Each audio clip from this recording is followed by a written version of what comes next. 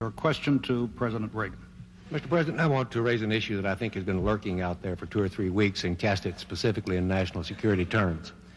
You already are the oldest president in history, and some of your staff say you were tired after your most recent encounter with Mr. Mondale.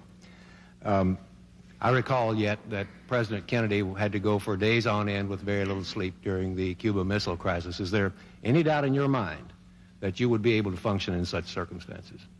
Not at all, Mr. Truitt, and I want you to know that also I will not make age an issue of this campaign. I am not going to exploit for political purposes my opponent's youth and inexperience.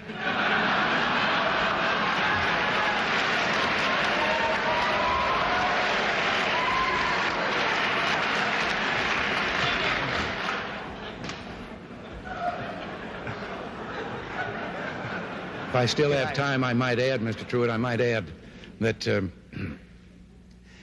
it was Seneca or it was Cicero, I don't know which, that said, if it was not for the elders correcting the mistakes of the young, there would be no state. Mr. President, I'd like to head for the fence and try to catch that one before it goes over, but I'll go on to another question.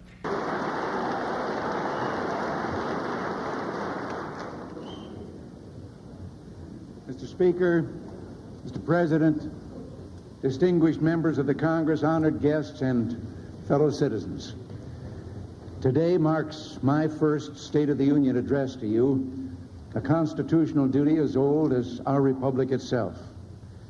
President Washington began this tradition in 1790 after reminding the nation that the destiny of self-government and the preservation of the sacred fire of liberty is finally staked on the experiment entrusted to the hands of the American people. For our friends in the press who place a high premium on accuracy, let me say, I did not actually hear George Washington say that.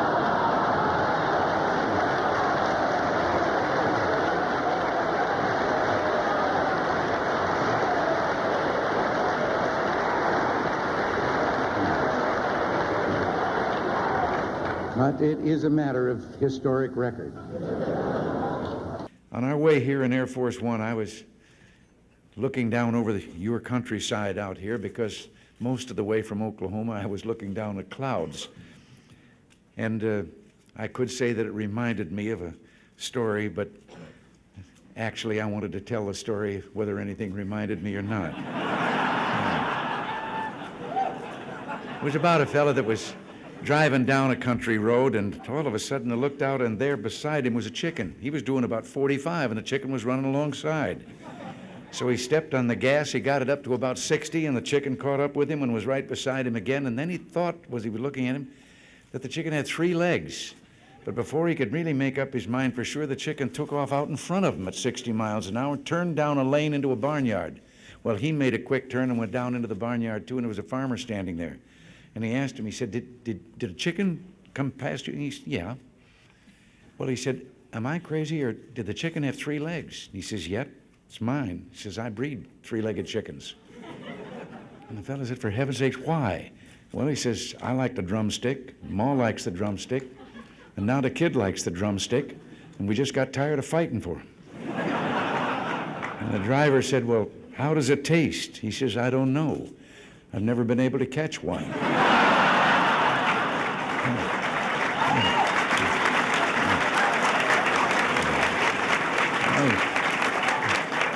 Well, seriously, since... Thank you very much. Thank you all. Thank you. As Henry VIII said to each one of his 6 wives, I won't keep you long.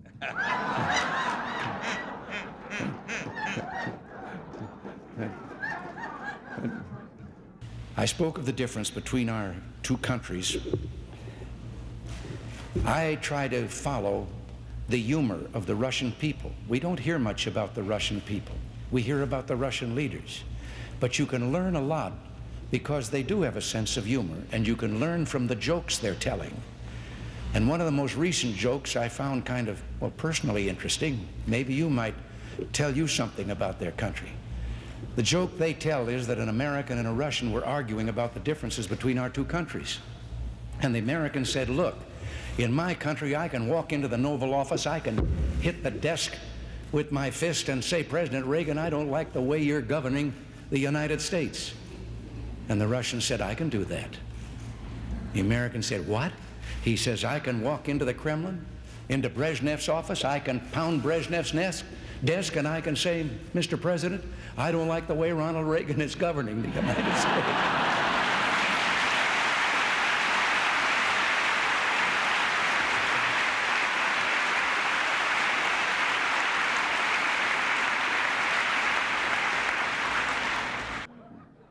Now, I know that a lot of you have been having some fun with my advancing years. You even tied my recent surgery to my age. Well, I got to be honest with you. I had that same operation when I was young, and it felt so good I wanted to have it done again before I was too old.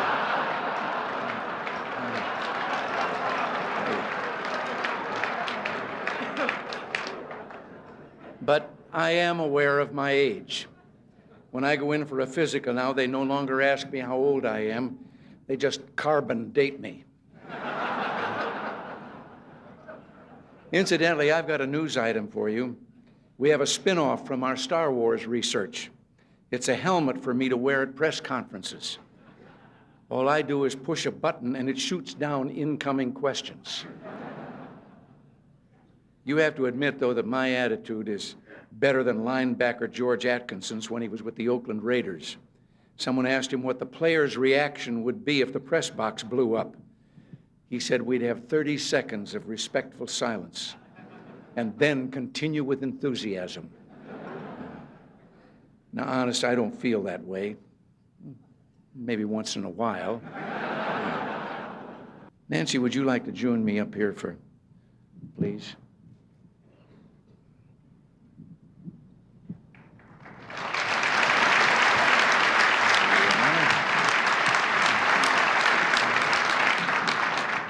I know it's getting late, dear, but it's not often that we have so many people who've written about us and broadcast about us all together in one room like this, and I thought you might like to say a few nice words to them.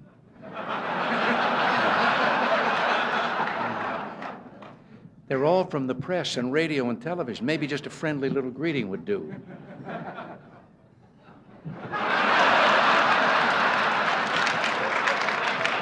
How about just a word or two, something friendly, even one kind word? I'm thinking.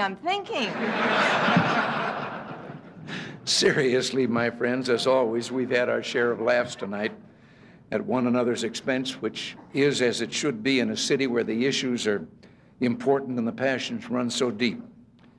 Maybe the fun and good nature of evenings like this is a good place to start. So thank you for your hospitality and thank you for inviting us. Thank you. All right. Thank you.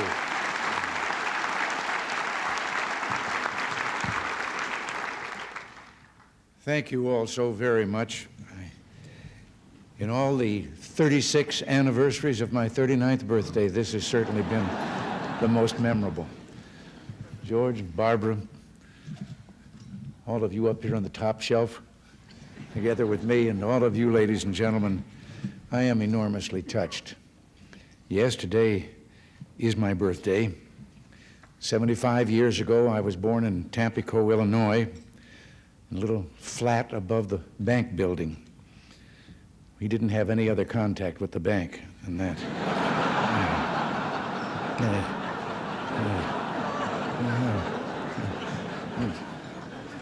Now, here I am, sort of living above the store again.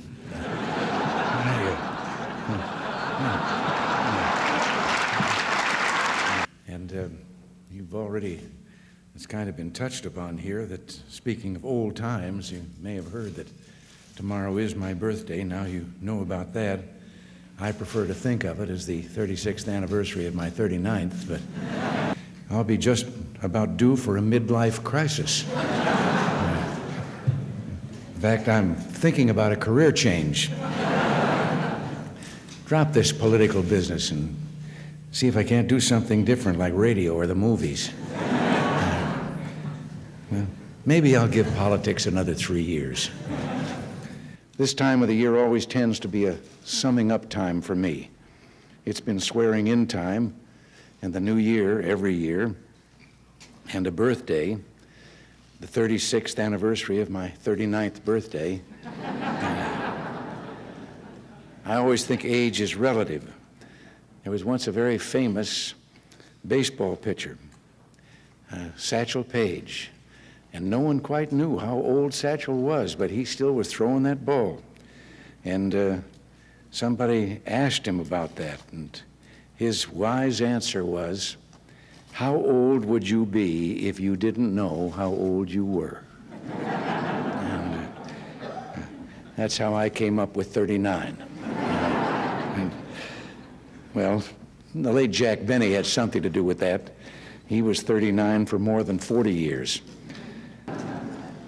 I can't close without one story about doctors that he will understand very well. Have you ever noticed how easy it is if you're introduced to someone at a party or a dinner or something and he's introduced as doctor? And then there's always those people that suddenly start saying, "Doctor, I've been having..." Well, we had a fellow in show business, Moss Hart, the playwright, who was an inveterate along that line. And so one night at a cocktail party in Hollywood, he was introduced to a Dr. Jones. And almost immediately he started talking about, "I've been having this low back pain." And the fellow that introduced them said, "Moss, Dr. Jones is a doctor of economics." And that didn't stop Moss at all. He said, "Doctor, I was buying some stock the other day." No. Well, I don't want to go on too long. This is, after all, Las Vegas. And outside just a moment ago, I saw a fellow trading 10 passes to the Reagan talk for 1 ticket to Frankie Valley. I'm mindful, too, that bringing things to a good conclusion is always a tricky business. You were told that I was a sports announcer, WHO Des Moines. Well, back in those days, the great evangelist Amy Semple McPherson was making a tour of the country holding revival meetings, and one of them in Des Moines. Now, the station thought it would be a good idea, an enterprising public relations man, to interview Amy Semple McPherson. But why they picked a sports announcer to interview that noted evangelist, I'll never know. But there we stood in the studio, and I asked her several what I thought were appropriate questions, and then she answered graciously, but then went into a very fervent plea about the success of her meeting. And I sat down until suddenly I heard her saying good night to our radio audience, and I looked up at the clock, and there were only 4 minutes to go. Well, I didn't know enough about Amy Semple McPherson that I could fill 4 minutes. So I got up, and in those days of radio and disc jockeys and so forth, I started thanking the noted evangelist Amy Semple McPherson and so forth, but I did like this, which means get a record ready. And the fellow out in the control room through the window reached out. There was always records around there for such contingencies, and picked one up and put it on the table. And I said, "Ladies and gentlemen, we conclude this broadcast by the noted evangelist Amy Semple McPherson with a brief interlude of transcribed music." I expected nothing less than the Ave Maria. The Mills Brothers started singing Minnie the Moocher's Wedding Day.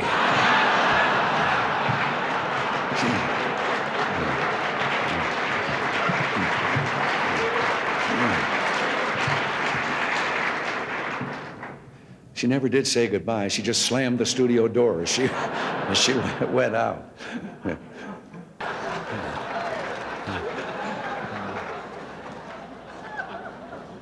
And by the way, on the matter of the INF treaty, I told the Senate not to worry about verification. I told them I'd take care of it.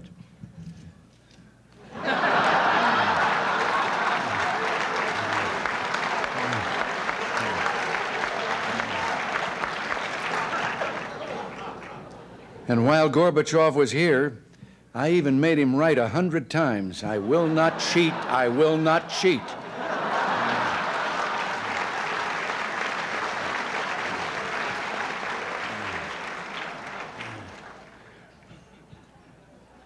Oops.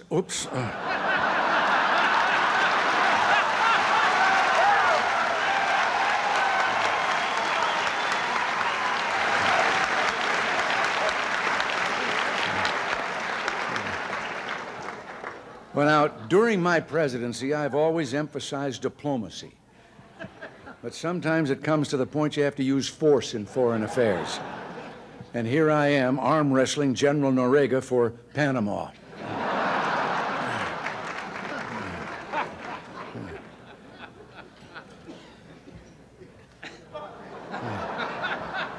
We really enjoyed our trip to China, and we're amazed that the population was over 1 billion people. And as you can see here, the lines are terrible.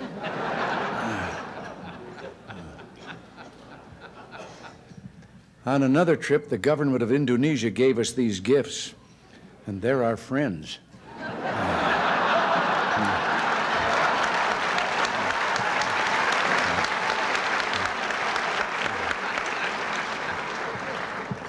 Actually, I love this shirt. I finally found something louder than Sam Donaldson.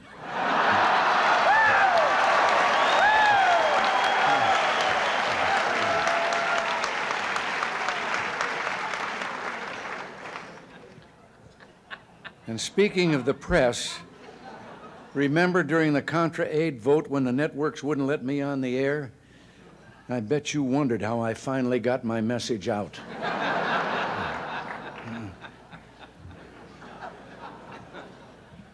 It's no secret that the press and I sometimes don't get along. In addition to my standard ploy of using helicopter noise to avoid reporters' questions, I've now added a new method to avoid questions: tear gas.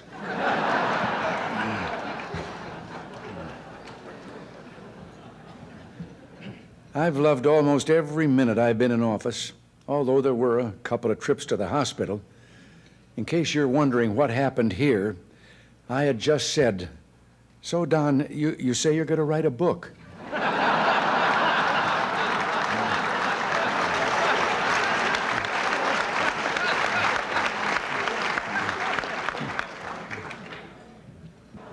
One of my greatest enjoyments is talking to the young men and women who defend us from attack. Here I am on top of the White House, and the soldier is explaining where he thinks the next book will come from.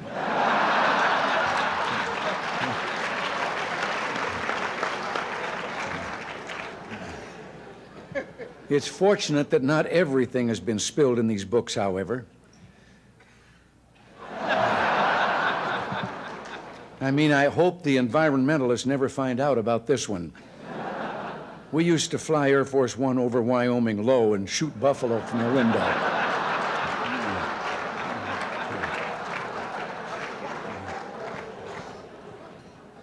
But I'll tell you someone I trust totally, George Bush. He's been a wonderful vice president, and he'll make an excellent president. And that's why I endorsed him and why I'll work hard for him this fall. Here we are listening to one of his speeches.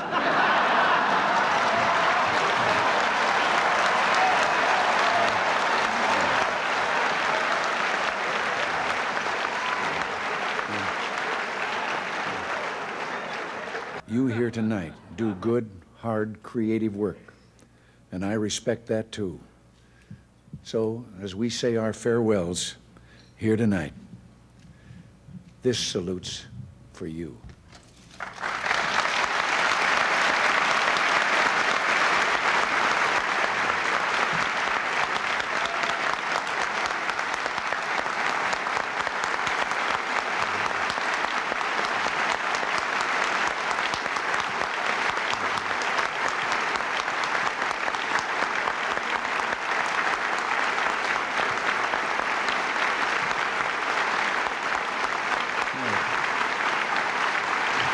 Now,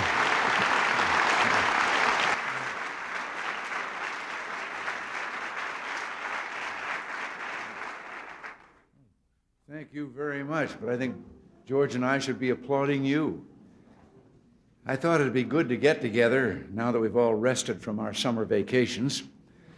And although it's true summer vacations aren't always restful, you know that leads to a story. There was a fellow that was on his way to a mountain resort, and a policeman stopped him and said, "Did you know that you're driving without taillights?" And the driver hopped out of the car. He was so badly shaken that the officer took pity on him and said, well, now, wait a minute, calm down. It's not that serious an infraction. The fellow said, it may not mean much to you, but to me it means I've lost my trailer, a wife, and 4 kids.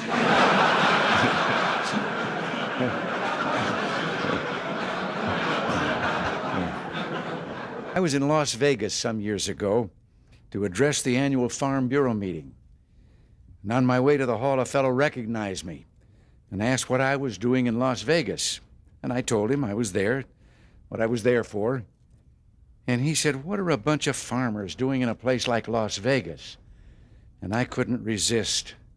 I said, Buster, they're in a business that makes a Las Vegas crap table look like a guaranteed annual income.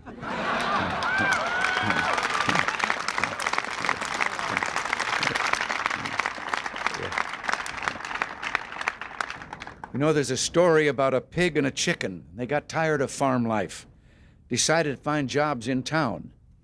They no sooner arrived in town when a chicken spotted a sign in the window of a restaurant. It said ham and eggs, $1.25. The chicken suggested they go in and apply. And the pig said, wait a minute. For you, this job only requires a contribution. For me, it's a total commitment. You know, I can't resist. I'm accused, and certainly in some elements accuse me of too much of telling anecdotes and so forth. But I think it'd be appropriate before I say anything else that one of my favorite stories about government had to do with an employee who sat at a desk and papers came to his desk. He read them and determined where they were to go and initialed them and sent them on. And one day a classified document came there, but it came to him, so he read it, initialed it, and sent it on. 24 hours later, it came back to him with a note attached that said, you weren't supposed to see this. Erase your initials and initial the erasure.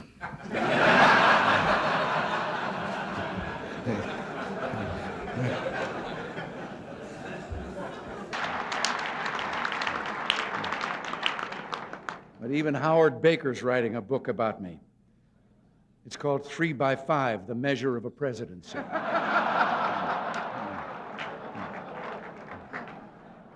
Mike Devers, in his book, said that I had a short attention span. Well, I was going to reply to that, but oh, what the hell, let's move on to something else.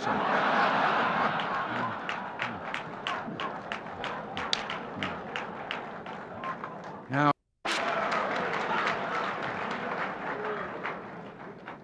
George Bush is doing well.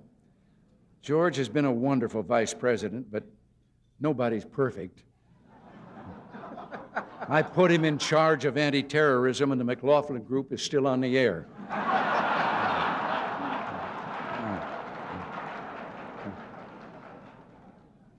But with so much focus on the presidential election, I've been feeling a little lonely these days. I'm so desperate for attention, I almost considered holding a news conference.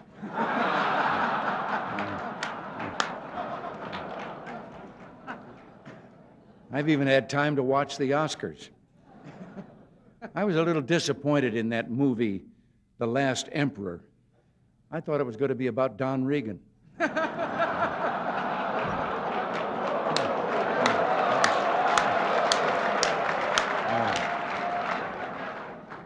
Now, one example is a story they tell. You know, you have to wait 10 years there for delivery after you order an automobile. And so a fellow had finally gotten the money together and was going to buy an automobile. Only about 1 out of 7 families have them in that country. And he went through all the paperwork and everything and finally signed the last paper, laid down his money, and then the man behind the counter said, come back in 10 years and get your automobile. And the man said, morning or afternoon?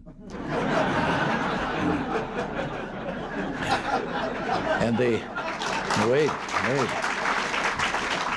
The fellow behind the counter says, well, what difference does it make 10 years from now? And he said, well, a plumber's coming in the morning.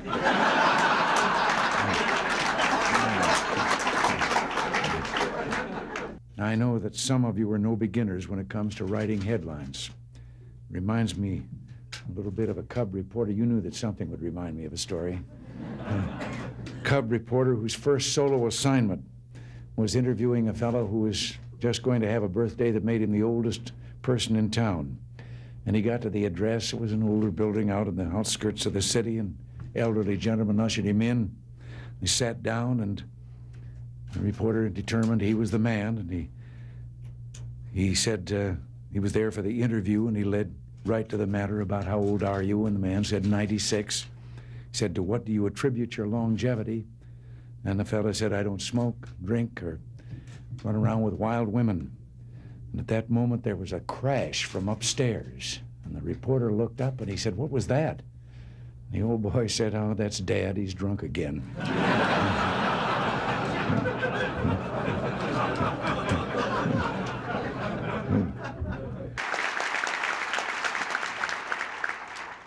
You know, there was a time that being a Republican in this area of the country felt a little bit like being Gary Cooper in High Noon, outnumbered in a big way. I remember the story of the fella here a while ago who was running for Congress as a Republican. He stopped by a farm to do some campaigning, and when the farmer heard he was a Republican, his jaw dropped, and he said, wait right here. He said, while I get Ma. She's never seen a Republican before.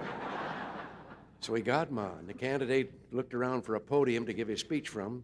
The only thing he could find was a pile of that stuff that Bess Truman took 35 years trying to get Harry to call fertilizer. So he got up on the mound, and when they came back, he gave his speech. End of it, the farmer says, that's the first time I've ever heard a Republican speech. The candidate said, that's the first time I've ever given a Republican speech from a Democratic platform.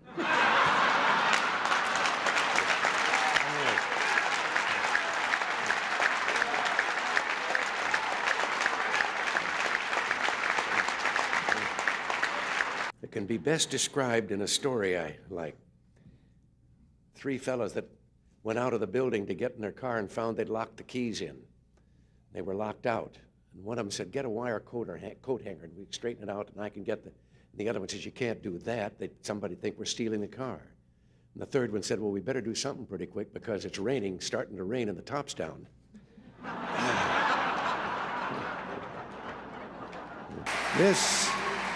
This convention brings back so many memories to a fellow like me. I can still remember my first Republican convention. Abraham Lincoln giving a speech that sent tingles down my spine. No, I have to confess I wasn't actually there. The truth is, way back then, I belonged to the other party. Seems that 25 of San Francisco's top bootleggers, this is a little story to illustrate what I've just said about candor. They were arrested back there in those days of the Volstead Act, and as they were being arraigned, the judge asked the usual question, of course, about their occupation. And the first 24 were all engaged in the same professional activity. Each claimed he was a realtor. And then he got to the last one, the 25th, and says, and what are you? He asked the last prisoner, and the fellow says, Your Honor, I'm a bootlegger. And the judge was surprised, but he laughed, and he said, well, how's business? He said it'd be a lot better if there weren't so many realtors around. President Alfonsi and I have much in common. We both have gone through many campaigns and asked for votes from many different kinds of people. Down in Texas during the 1976 primary, they had me out knocking on doors. And I remember one kind of rural area.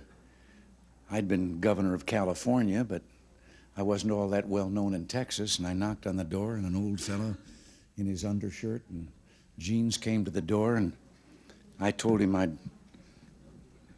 was running for president, and having been in the occupation I'd been in for a number of years, I was kind of surprised when he asked me what I'd done for a living. And I told him I'd been an actor, and then he asked me what my name was. And I thought, well, maybe if I give him a hint. And so I said, well, my initials were RR. And with that, a face lit up, and he turned and he ran back into the house, and he was yelling, Ma, Ma, come on out here quick. Roy Rogers is outside.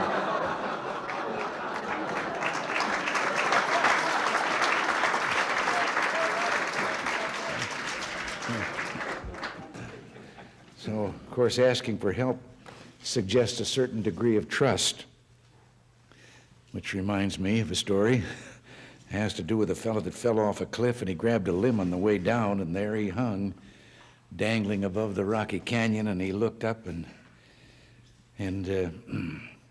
didn't see anyone, and he finally shouted out, "Oh, Lord, if you're up there, tell me what to do." And a moment later, a voice came booming down from the heavens that said, "If you have faith, let go."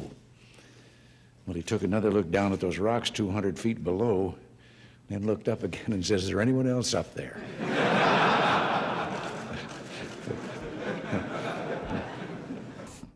We're to the fourth cartoon. Now, this one, it's titled The Great Communicator, but as you can see, there's been some mistake there. They left the balloon blank, so I think that I will start filling it in.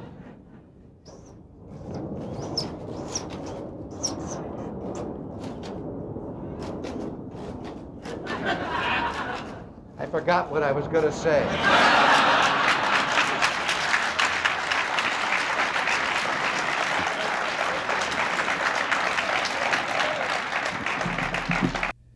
Reminds me a little bit of the story of the man that took his young son-in-law out and was going to introduce him to golf, and told him all that he had to do and teed up the ball, and the kid took a swing and he missed the golf ball entirely, but hit a ant's nest there and into the air, and so lined up and took a crack at it, and again hit another gouge out of the ant's nest, and now there were ants flying all the way through the air, and as he lined up for the third try, 2 ants peeked out of the crater that he'd left, and one of them said, "If we want to survive this, we better get on the ball."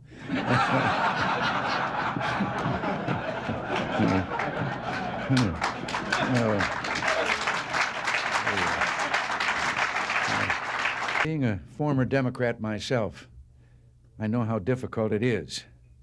We're proud to have you all with us. I have to tell you that I had started working for the party before I got around to joining it.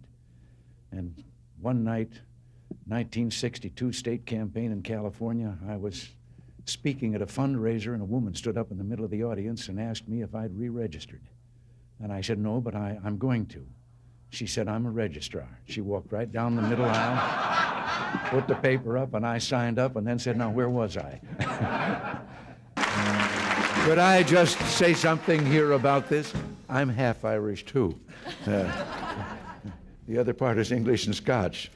But I just can't help but telling you, and you can take this with you as I'm going to take this with me, that I was visiting Ireland and my father's ancestors' background and community and so forth, and then found myself on Cashel Rock, where St. Patrick erected the first cross. And the young Irish guide was taking us through the old ancient cemetery. And we came to one tombstone, and he proudly pointed out, and the tombstone was inscribed, "Remember me as you pass by, for as you are, so once was I. But as I am, you too will be, so be content to follow me." And this had proven too much for some Irish who had scratched on the stone underneath, "To follow you, I am content. I wish I knew which way you went." You know, so much of what we're trying to do, and so much of this, depended on real communications. And I can't resist. I've told this story before, and if some of you have heard it before, it illustrates communications. You'll have to forgive me, but life not only begins, or lumbago, I should say, not only begins at 40, but so does the tendency to tell the same story over and over again. But I've always thought of the importance of communication and how much a part it plays in what you and I, what all of us are trying to do. And one day, a former place kicker with the Los Angeles Rams, who later became a sports announcer, Danny Villanueva, told me about communications. He said he'd been having dinner over at the home of a young ball player with the Dodgers. The young wife was bustling about getting the dinner ready. They were talking sports, and the baby started to cry.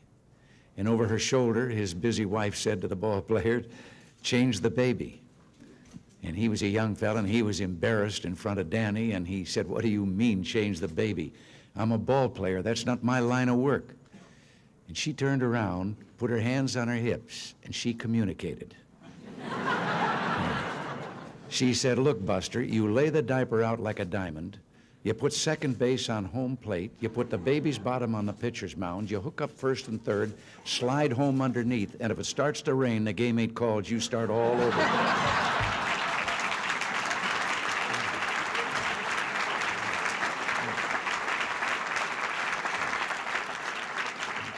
Something else I have to interject here, although this is not an occasion for humor. But I've had a kind of a hobby lately of collecting, by way of dissidents, stories that are told behind some of those iron curtains and those iron walls by the people themselves, showing their own cynicism about the system under which they're forced to live. And one recently that I heard had to do with 3 dogs that were having a conversation, an American dog, a Polish dog, and a Russian dog. And the American dog was telling them about how, well, he barks, and then in our country, his master gives him some meat. And the Polish dog said, "What's meat?" And the Russian dog says, "What's bark?" It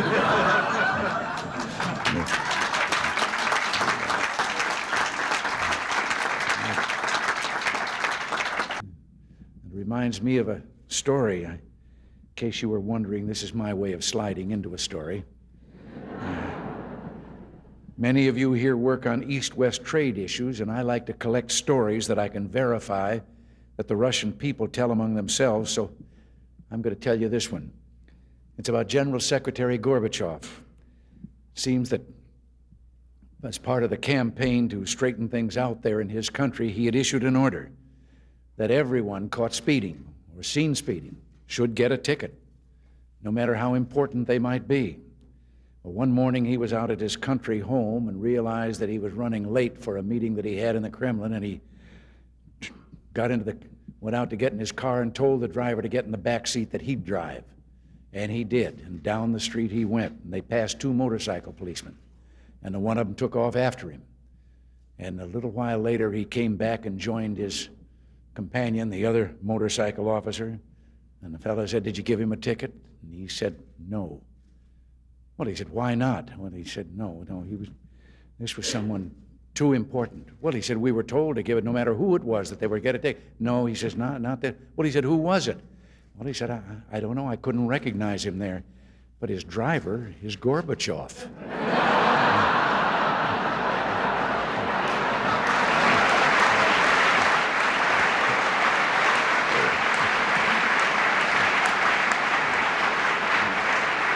I have to tell you right here, I have been collecting stories that I can absolutely establish are told by the people behind the Iron Curtain in the communist bloc.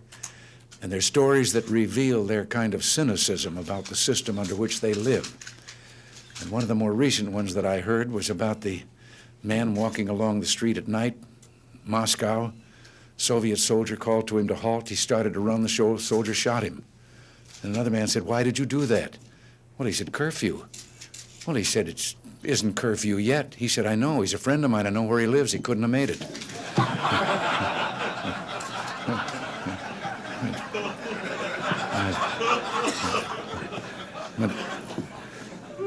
Slander number 3. That does, I shouldn't, I know, but that does trigger another one of those stories I've picked up from over there. They came to General Secretary Gorbachev, and they told him there was a woman in the Kremlin, and she wouldn't leave unless she could see him. So he said, "Well, bring her in," and they brought her in. And he said, "Old mother, what is it? What?" She said, "I have a question." He said, "All right." She said, "Was communism invented by a politician or a scientist?" Well, he said, a politician. She said, "That explains it. A scientist would have tried it on mice first."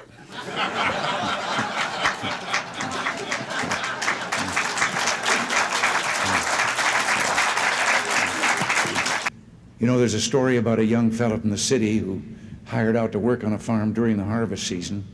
And the first morning, everyone was up well before dawn. The new hired hand and the farmer made their way in the dark out to the oat field, neither one of them saying a word. And finally, the city fellow asked, what kind of oats were they going to cut? Wild oats or tame oats? And the farmer, a little surprised, said, "Well, tame oats, of course. Why do you ask? Well, he said, I was just wondering why we're sneaking up on him in the dark. There's a story, and I understand it's true. It's about a newspaper photographer out in Los Angeles. Kind of reminds me of Howard. He was called in by his editor and told of a fire that was raging in Palos Verdes. That's a hilly area in the southern part of Los Angeles County. And the photographer's assignment was to rush down to a small local airport, board a waiting plane, go out and get some pictures of the fire and be back in time for the afternoon edition.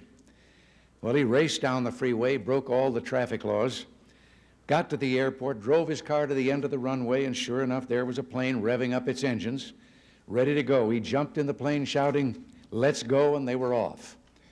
At about 5,000 feet, he began getting his camera out of the bag, told the fellow flying the plane to get him over the fire so he could get his pictures and get back to the paper. And from the other side of the cockpit, there was a deafening silence. And then he heard those words he will always remember. "Aren't you the instructor?"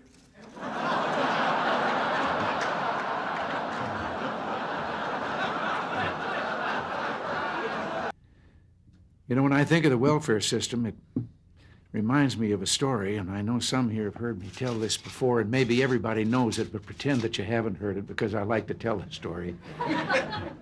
It's a story about the parent with the two children and two sons, and one of them was a dyed-in-the-wool pessimist, and the other one was an incurable optimist. And they thought they were both so unrealistic that they talked to a psychiatrist about it, and he said he thought he could solve the problem. And they said, well, what? Well, he said, let's get the most magnificent set of toys any boy ever had, and we'll put him in a room. We'll take the pessimist there, and then we'll turn him loose, and when he sees those toys and knows they're all for him, he'll get over being a pessimist. Well, he said, what are you going to do about the optimist? Well, he said, I have a friend who's got a racing stable, and he said, we can get quite a quantity of what they clean out of the stable, and we'll put that in another room, and when the optimist has seen his brother get those toys, and then he gets that, he'll get over being an optimist. Well, they did it. Finally, after a period, they then went in and followed in where the boy was with the toys, and he was sitting there crying. And they said, what are you crying about? He said, well, I know somebody's going to come and take these away from me. And they went down to the room with the optimist, and he was on that top of that pile of stuff, and he was throwing it over his shoulder as fast as he could. And they said, what are you doing? He says, there's got to be a pony in here somewhere.